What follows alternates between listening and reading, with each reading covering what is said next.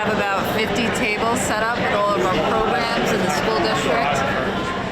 Hey, how you doing? Thanks for coming to the event. Our school resource officer program is really an important part of our school district. You're a great superintendent, great principals. Obviously, our number one goal is always our students and our staff. We're happy to be here, and I thank the school for inviting us. All right, thanks everyone for coming tonight. Hopefully we provide a lot of good information on the budget and things we're doing. But we can get started. We'll start with the Pledge of Allegiance.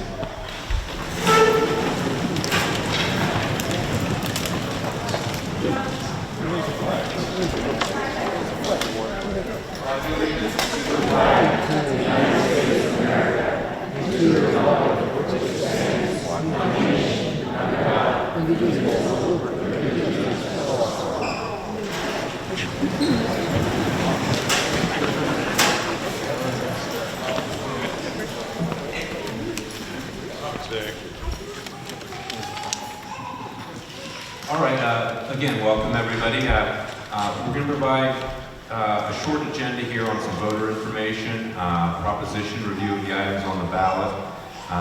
We're then going to have there's 4 of the 5 candidates that are here, and well, actually all 5 candidates, the 5th candidate is going to have a statement read. So they'll each speak for 2 minutes. And then we have a public comment section. There won't be Q&A during that, so we won't be responding. But as with any board meeting, there will be a public comment section. And then we'll adjourn and enter a short board meeting where we have some approvals we have to make. We'll adjourn. And then after that, we'll have the Budget Expo.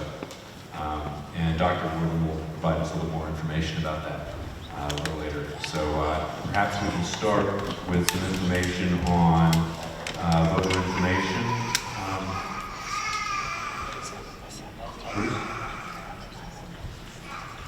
So I will dispense with reading all of the information, but in order to be a qualified voter in the district, you must be a citizen of the United States, 18 years of age, and a resident within the district for a period of 30 days immediately preceding the meeting at which the voter intends to vote.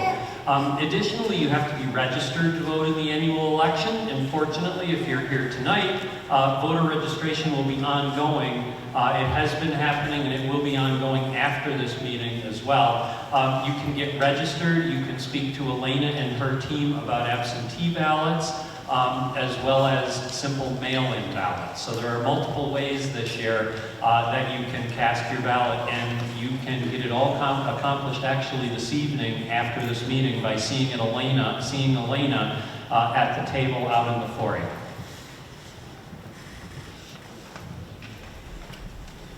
Thank you. And then a short review of the propositions on the ballot. Bruce, do you want to do that? That's the presentation. Oh, I'm sorry, presentation.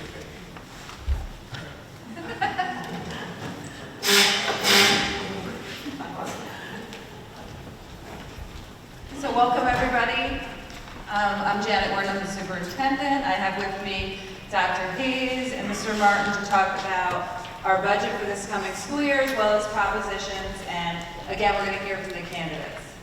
So our district priorities that we're focused on during the budget is right-sizing the staff and programming. As you know, our enrollment has been declining, so we're really looking at how to right-size the school district. We provided a retirement incentive this year, so that was very helpful to the district. We're also going to continue to support our 2 pre-K classes at the elementary school. We're also going to continue our support for mental health staffing throughout the school district. We are going to preserve and expand some of our courses. Tonight you'll see the robotics team. Where's the robotics team? Right there? Yay! Let's go.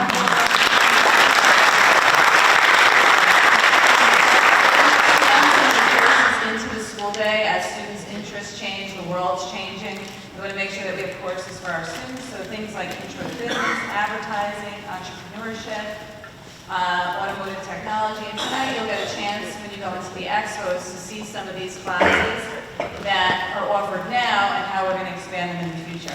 You're in this beautiful place, and some of you probably have not been in our auditorium before, so we're looking to expand not only the front of the house, but also the back of the house. We have this great lighting and sound system.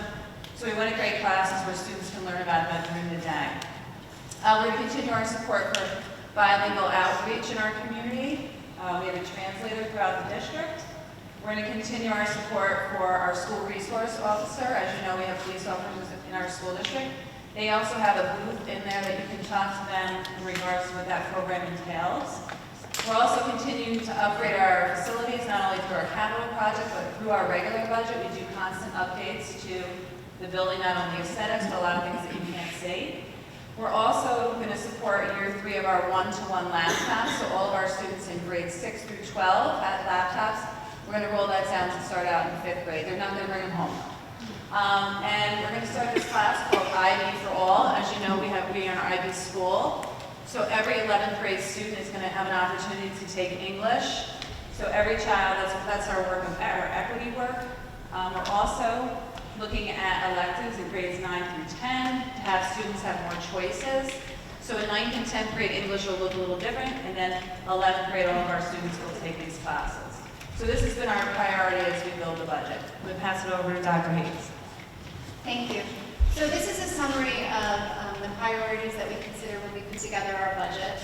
So our budget considerations always begin with fiscal responsibility. We want to make sure that we're fiscally responsible to the taxpayers and the community. We also want to be aware that the state in general has declining enrollment, as does Red Hook. So we want to make sure our staffing levels match that declining enrollment. At the same time, we want to balance that with being able to support our robust programming. We've spent a lot of time looking at future-focused learning and successful practices. So some of the programs that Dr. Warden just highlighted, we want to make sure that we can support fiscally.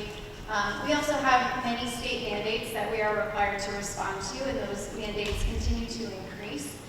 We are always looking at our facilities and upgrading facilities and making sure that the facilities run and support the programming that we need. And then, of course, we want to make sure that we meet individual student needs. So that means responding to community requests, such as putting in the pre-K classes, and then the changing economic landscape as well. So just to give you a brief summary of our budget slides, the board adopted the legal language for the budget notice, as well as our bus proposition and capital proposition that was complete on March 20th.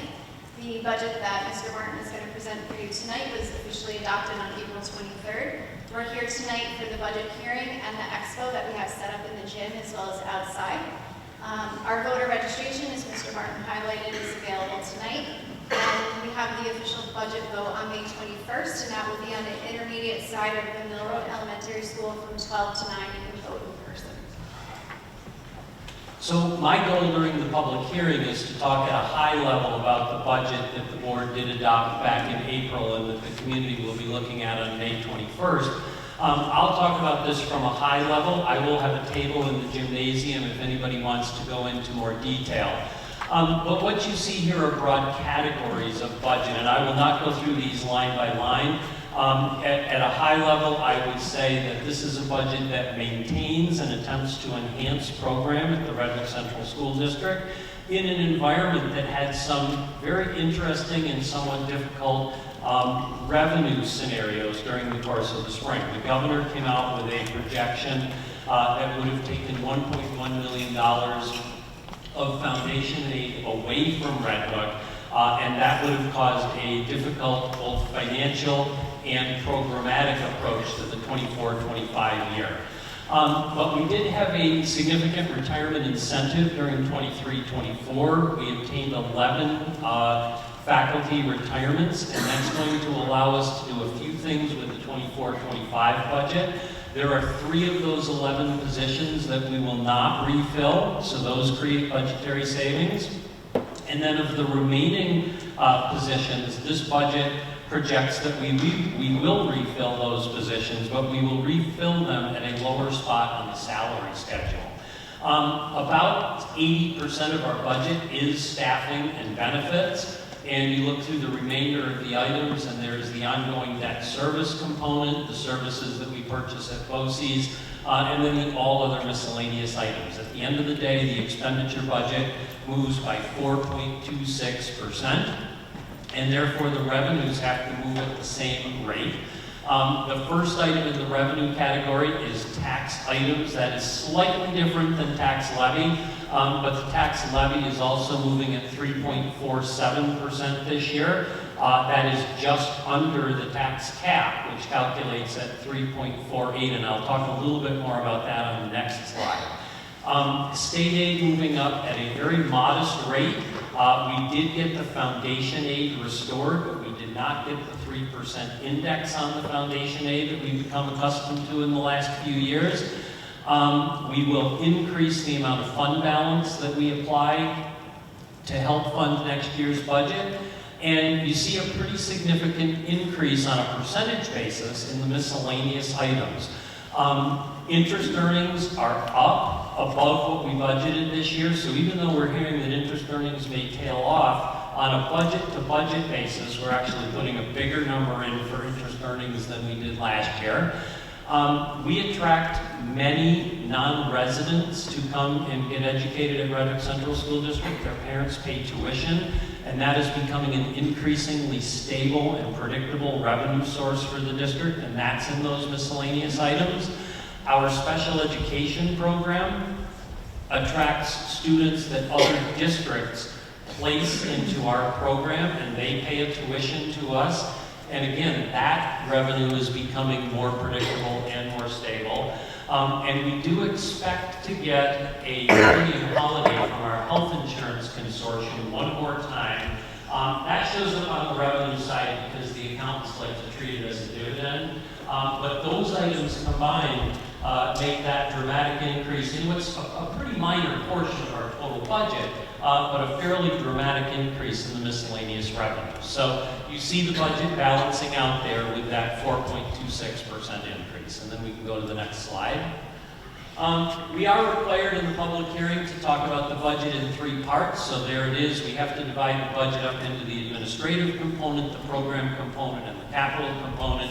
As you can see, the majority of the budget is program with some capital and administrative components. And we can go to the next slide.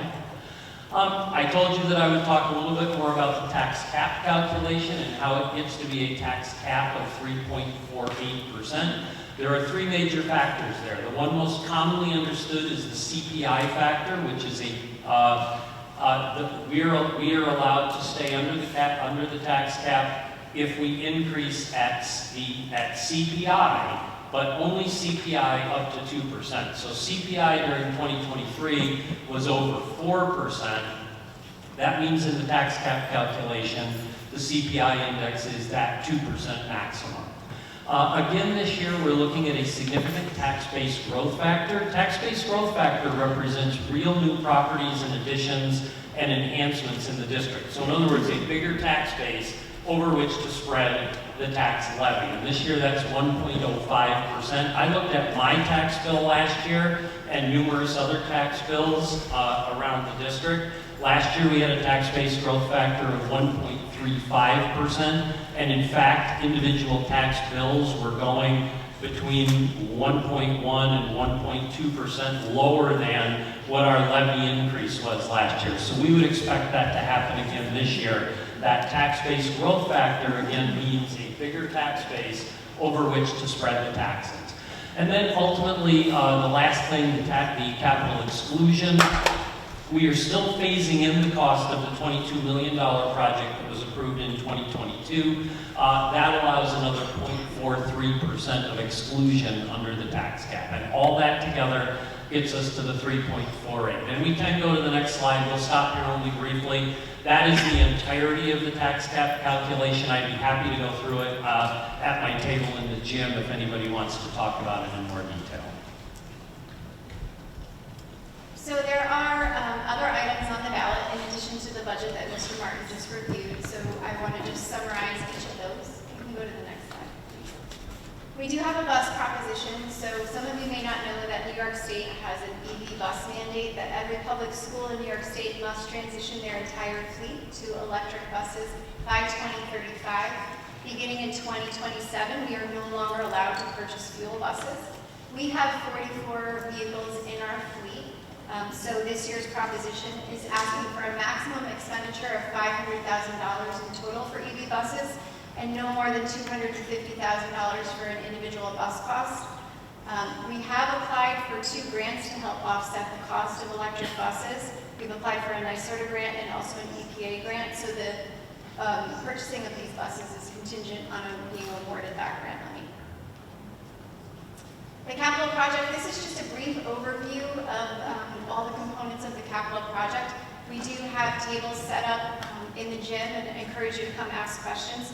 For the EV bus portion, our transportation director, Anthony Curcio, is outside with an electric bus. He is giving rides if anybody's interested in taking a ride and learning about the bus.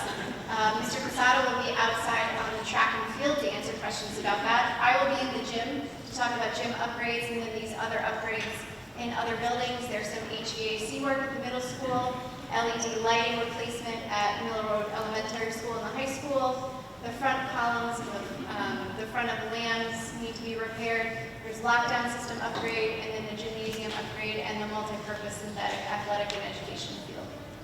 Next slide. The total cost of the capital project proposition is estimated to be about $14.9 million. It's important to say that these are preliminary estimates. Just to give you an idea of our current capital project, which was a $22 million estimate, we're currently running about $3 to $4 million under budget, which means that we haven't borrowed that money and therefore the taxpayers won't be taxed on that money. I'll let Mr. Martin talk a little bit about state aid.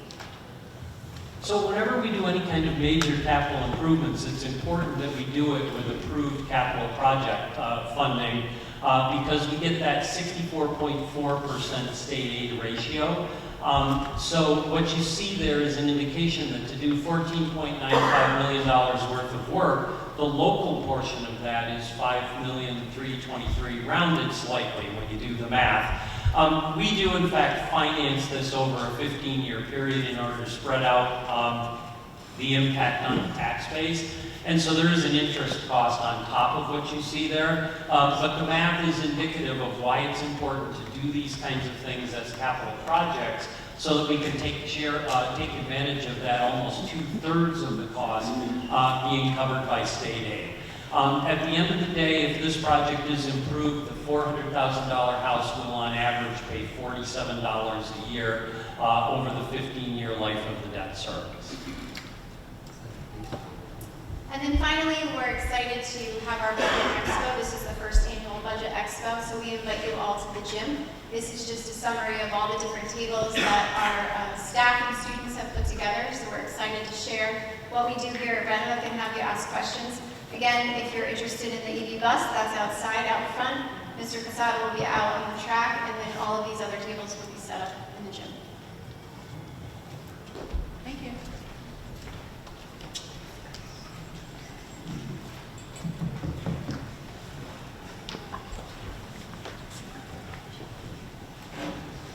Thank you. Now we're going to have the candidates that are running for the open seats on the board. And I'm just going to do these in alphabetical order, if that's okay. And each candidate has 2 minutes. And when you get to about 1 minute and 45 seconds, I'll just kind of give you a general wave so that you know. So I believe we can start, and I'm probably going to get your last name wrong. I'm sorry, Aaron. Aaron Crittenden? Austin. I'm sorry, Austin. Sorry. All right. Sorry.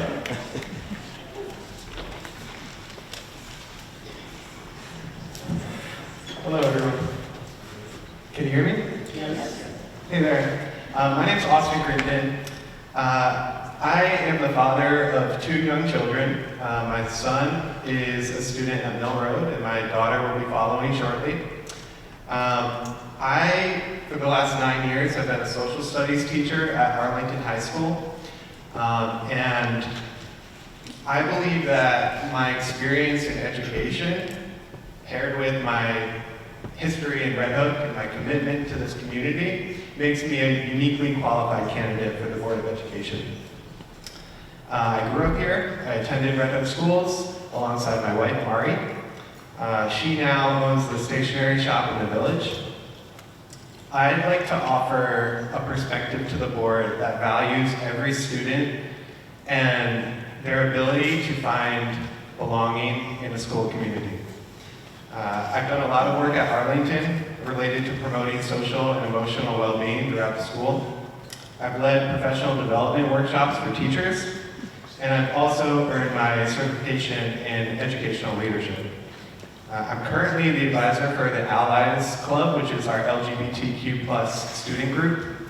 And I'm proud to be a part of initiatives related to equity and restorative justice as well. As a teacher, I understand what is happening in schools on a day-to-day basis, and I believe that we need to support the people that are working with our students every day. I'm familiar with the challenges that come their way, and I know that supporting them is key to student success. I'm incredibly fortunate to be able to live and raise a family in Red Hook, and I'm deeply invested in the future, having 2 young children. So I'd like to uphold and improve upon the quality of education that Red Hook is known for. So thank you.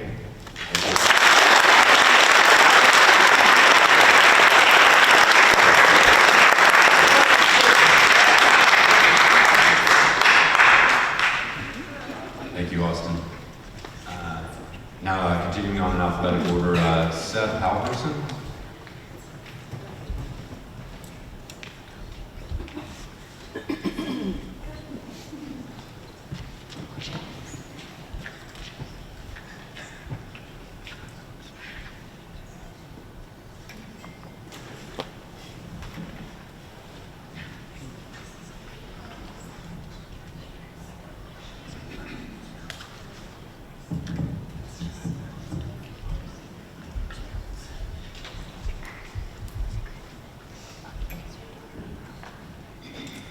Good evening. Thank you for having us. Unfortunately, my husband won't be able to be here tonight. He is very disappointed to not be able to share his thoughts and his intentions with you. He is at a mandatory training that he is doing for the federal government, and so he's unable to be here with us tonight, but instead he is going to be represented by our daughter, and she will be speaking on his behalf.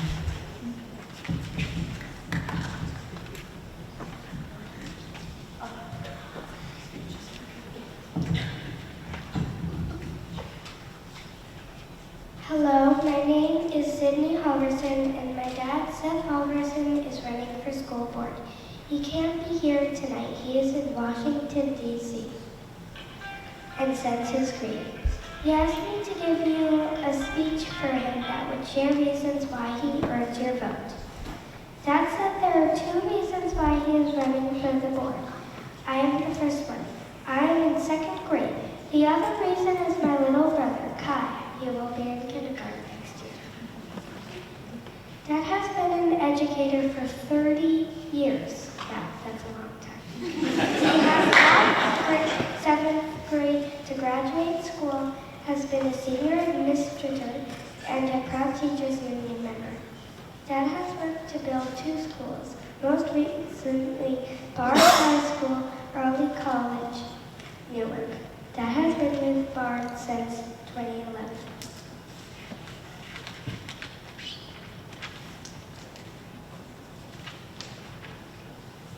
Since we joined the community a few years back, Mom and Dad have been so moved by what they've seen. In Red Hook, we have a shared commitment to excellence in our schools. We value education. Dad wants us to bring his decades of experience to help address the challenges we face as a district. Dad is a philosopher of education and a scholar of education policy and politics. At Bard, he teaches philosophy of education. He focuses on the questions that emerge when we consider education and schooling. The other class he teaches is a philosophy of care, which examines the ethics and politics of care. For decades, Dad has worked to improve education and support teachers in schools. He leads professional development programs for public high school and teachers and administrators.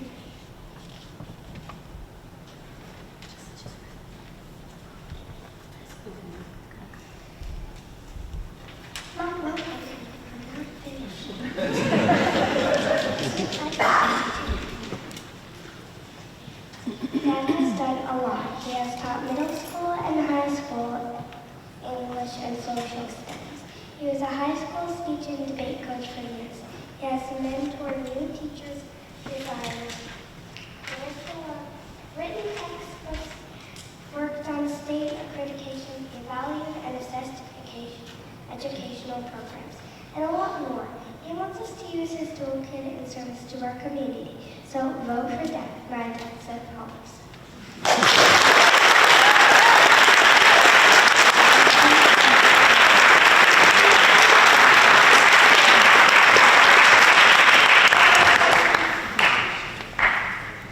And continuing on, Jen Mannion.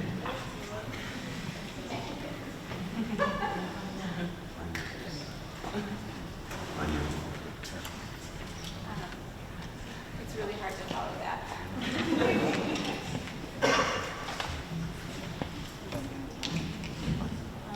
Hi, my name is Jennifer Magnon. I have a daughter in 9th grade, and I have a daughter in 6th grade here in the school district. My interest in continuing on the school board is rooted in the importance of remaining actively engaged in our district. I value participating in the civic role to support our school community as we work together to embody our Raider profile. As a board member, I have set out to embrace these traits, which we hope to foster in our students by being an empathetic listener, critical thinker, working collaboratively to solve problems and challenging inequities. If re-elected, I would continue to cultivate an evolving, informed, and caring perspective. I would also look forward to supporting the district as foundation aid shifts over the coming years, and the Blue Ribbon Commission and New York State Education Department begin to advance a rethinking of graduation measures. While on the board, I have considered communication as an ongoing goal and one that should be under continuous reflection. We have hosted community conversations, which has been an amazing forum. Creating more opportunities like this to convene diverse ideas and perspectives would continue to build our school community. It is vital that we hear different views on issues we are facing, that we listen to what matters most among our families, and then use that information as meaningful input to inform decision-making. Our primary responsibility is to ensure the safety and well-being of our students while also providing the highest quality education.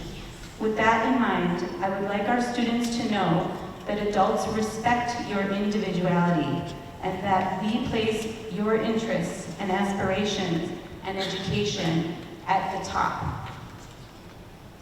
These past 3 years serving on the board have offered me a deeper understanding of how our school, how our board, and how our district function.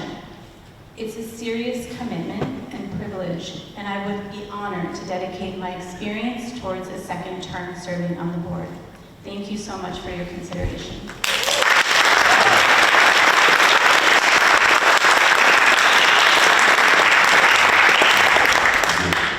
Next is, I believe, Mark.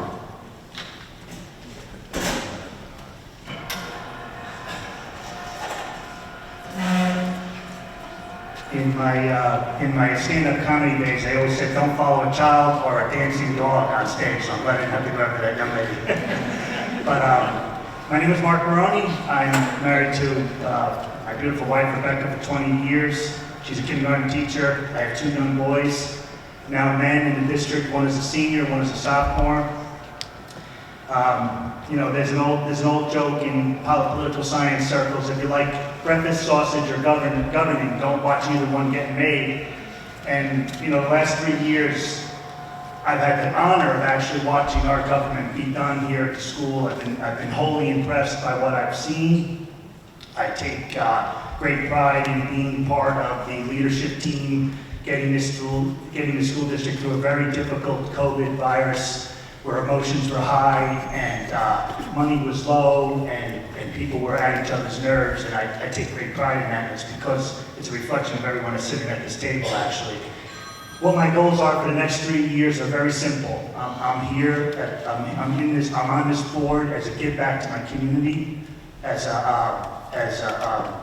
had a very lucky privileged life because of a good foundation of an excellent education. You can draw on that for your whole life and build your confidence and your aptitude and confidence by being properly educated. But more important, I'm up here for the 9,909 registered voters in this district, that they can be confident at night knowing that their monies are being well spent and that everything is being done properly. I'm watching details. I'm a detail-oriented person. I'm also up here for the 1,573 children that are in our school. Each student should be afforded an excellent opportunity at a great education, and I will work my hardest for everyone in this room to make sure that that happens. It is not fun, but we have an excellent mix of common sense and book smarts and good leadership, and I look forward to the next 3 years, and I thank you very much for your support.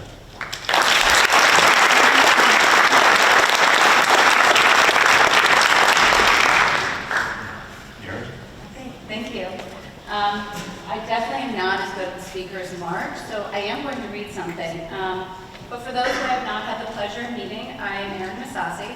My connection with this school district and community runs really deep. I'm actually a fourth generation. I thought I was third, but it's a fourth generation resident. Both my parents are Red Hook alumni and currently are employed by the school district. I know you all know my mother. She's the crazy Yankee lady. And my dad is Mr. Ron, who drives the school bus. I was born here, I was raised here, educated here, a 1999 graduate, actually coming up on my 25th class reunion. I graduated from SUNY Cortland and Mount St. Mary College with a degree in psychology and a master's in education and literacy. I've been a reading specialist in the Rondout Valley Central School District across the river for 17 years. I provide targeted instruction and utilize the Orton-Gillingham approach in my lessons. I have a passion for fitness, and that's how I know a lot of you actually. I currently coach a group of middle school students, and I'm coaching them to run their first 5K, and actually came right from there. But I have two amazing boys in the district. One is entering high school next year, and the other is shifting over to the third grade wing at Mill Road. Both are active in the school community. They have budding leadership skills and strengths in academics that I attribute to this school district. They keep me busy. I'm currently seeking re-election to a second term on the Board of Education. While others may see this as an opportunity to spearhead and ignite change, I see an opportunity for our board to continue its great work. Our board has endured a lot of change and rebuilding the past few years. We've restructured, we've had special elections, resignations, and the loss of a board member and friend to many of you. I believe that remaining on our board can provide us with consistency and help us move the district toward directly impacting student outcomes. I feel that I've made positive relationships and gained trust in my first term, and I'm appreciative to have been awarded the endorsement from the Faculty Association. It's a huge honor and a testament to my dedication. I fully support this district, our teachers, support staff, administration, and students. I've made ties between the school and community, and I care about what the members of this community have to say. I value those partnerships and the importance of trust. While we may not always agree, being able to compromise and support group decision-making at this table remains at the forefront. I've also found that being an effective board member takes time, and it's been full of learning. So I'm clearly committed to public education and have a desire for all our community's children to succeed. Oh, okay, thank you. I recognize the important responsibility of the position, and I'm happy to dedicate my time serving, and I'm confident that I can accurately represent a great portion of my community at this table. Thank you.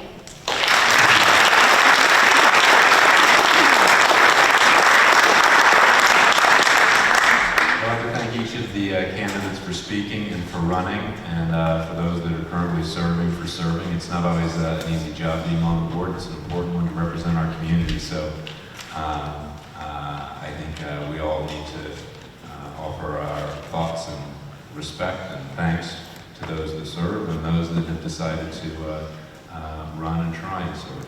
So thank you. I believe that brings us to the public comment section. So this is not part of the formal board meeting. We are going to offer public comments to the extent that people have comments related to the budget. This is not a Q&A. As Dr. Ward mentioned, there will be Q&A opportunity afterwards as it relates to various aspects of the budget.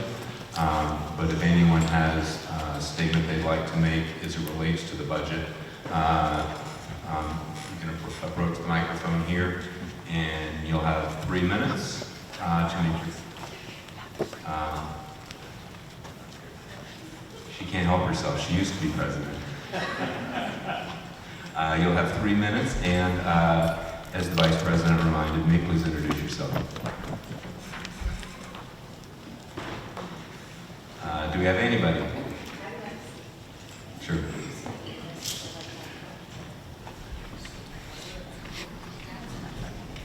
So, I actually do have a comment to make about the newsletter, actually, which I pulled off. Can you hear me? Everybody?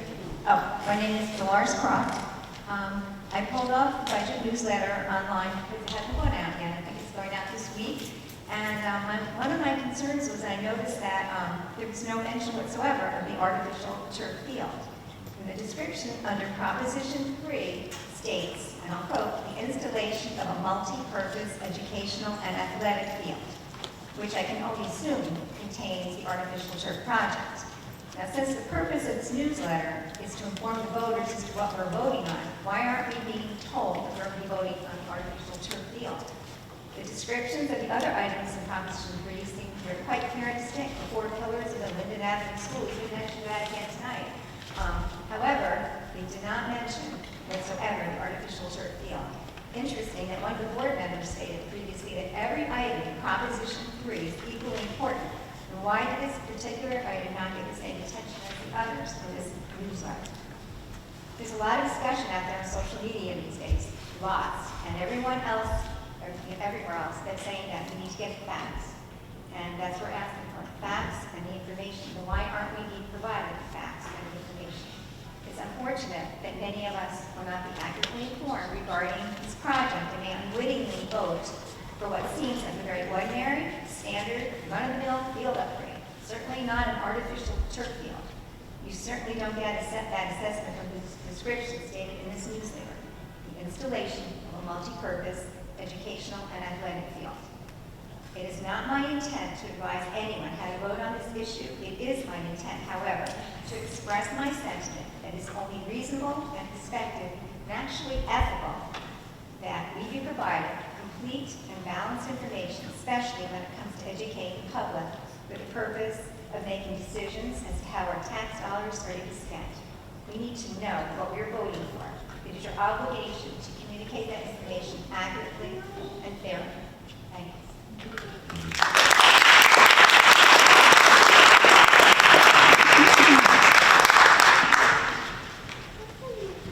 Anybody else? Going once? Dennis?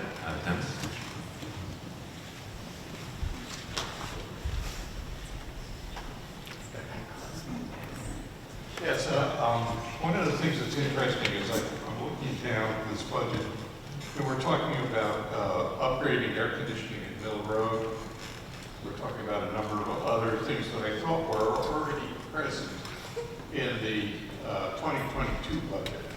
And I'm not quite sure why it's reappearing here, as well as I am aware that the 2020 budget, or 2022 budget, that included money that was going to be spent for researching renewable energy alternatives to the boiler system and the other things that were there. And here it's raising, I see it's being raised again as an option for the propositions 2 and 3.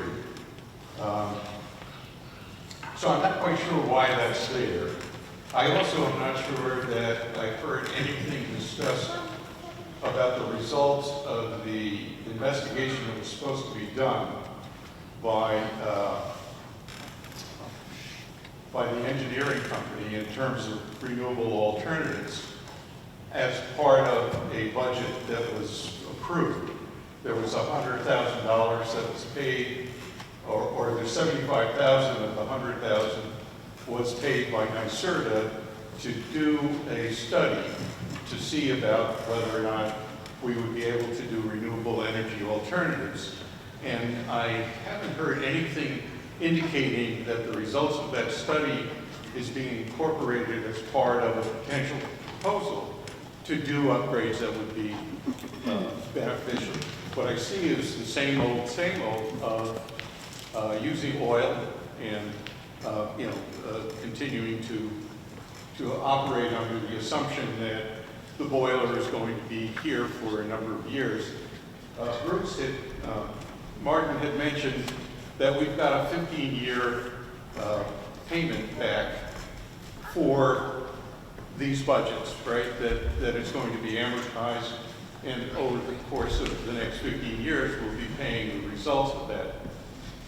Will we be using oil 15 years from now, or will we be paying for something that will no longer be operational because of the mandates, because of state mandates, or just logic, right? So that's my concern, is that there's no planning that seems to be done around the future of either the infrastructure or the benefits to the community. So.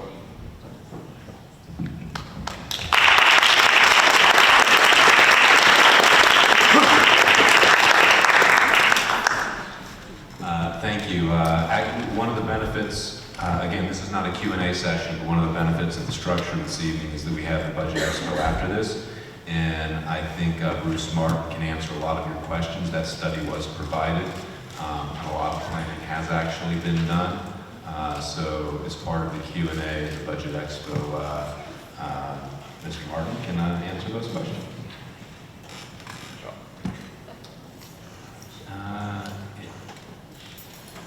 Anyone else, as long as it relates to the budget?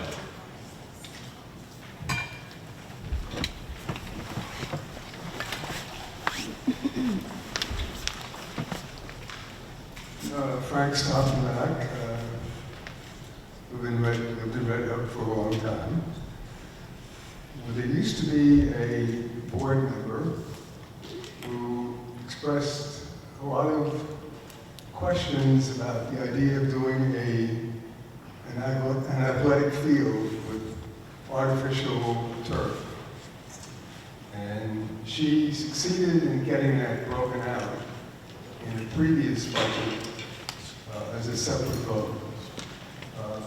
I think she had the right idea, and I think doing the athletic field with artificial turf is a mistake. On the renewable energy point, the gentleman made quite well.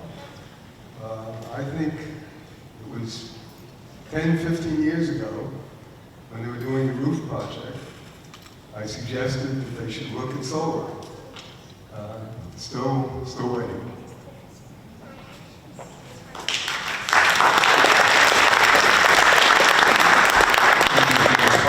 Expo, they may be able to show you the solar panels that have been installed. So, anybody else?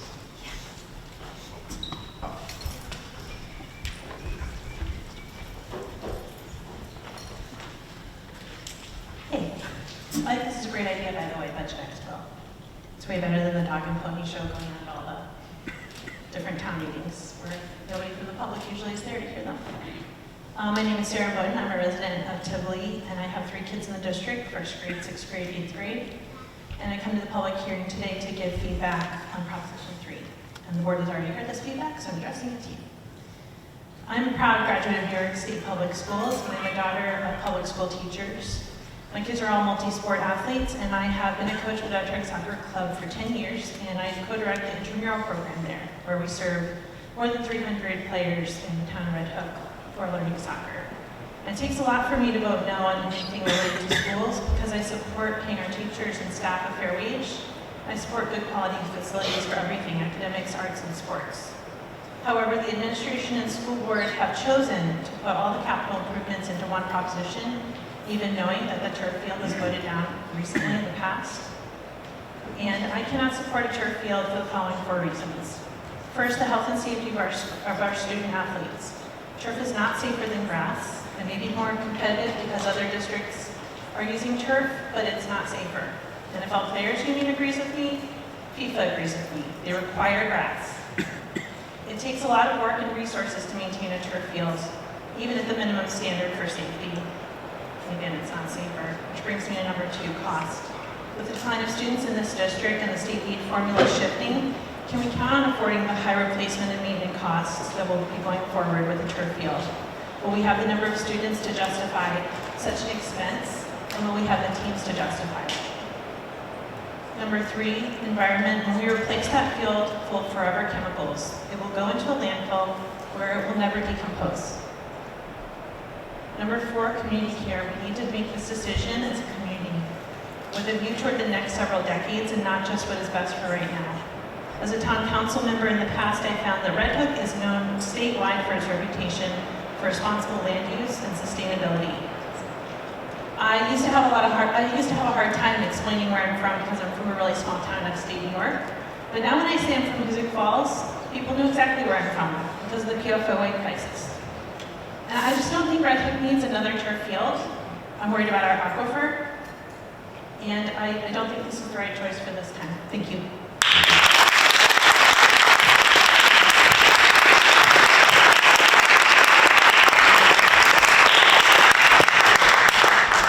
In the interest of finishing up our meeting and having time for the Budget Expo, I'm going to end the visitor recognition section, and we're going to adjourn the public meeting and move to a quick board meeting. Do I need a motion to adjourn the public hearing? All in favor? All right. So now I'm going to call the meeting to order. Do I need a motion to call the meeting to order? I don't.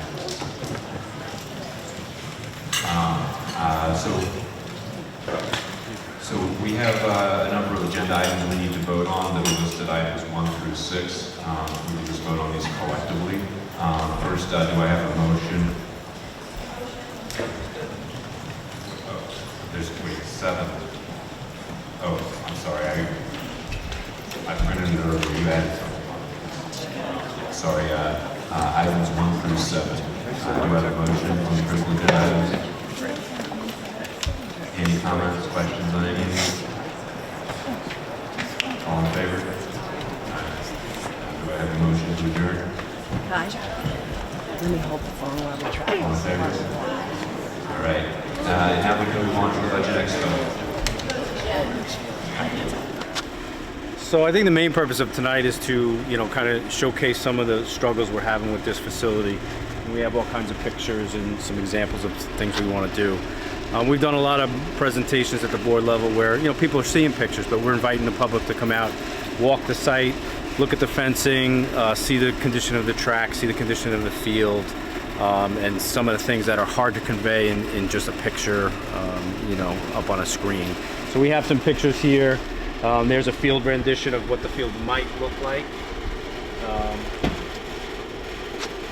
And that's conceptual, that could have some changes. And again, those are some pictures of exactly what's here and what you're looking at. And then we have some samples of some of the artificial turf companies that are out there. Nothing's been decided on any type of company or design, but this is just some examples for people to physically see. And speaking of the gym renovation, that entire space is pretty much original to the building. Original floor, original bleachers, the current stage piece that is there, which would come out, that was part of the old stage, which has been removed now since we have the PAC Center. So that gym's been repaired many, many times. There's about 175 fixes in there now. You see little screw taps. We had a very large repair in 2018 that we worked through. It's very difficult to move the bleachers in and out. They're not ADA compliant. So we're excited about having some new bleachers there that are one-touch, that are motorized and go in and out, and we can have that ADA compliance inside. Additionally, looking at painting the facility in there and possibly some new lighting to really vamp it up. This space here, we're excited because it will be truly an educational space for all of our students in grades, especially 6 through 12. The field would be lined for various sports: football, field hockey, boys and girls soccer, boys and girls lacrosse.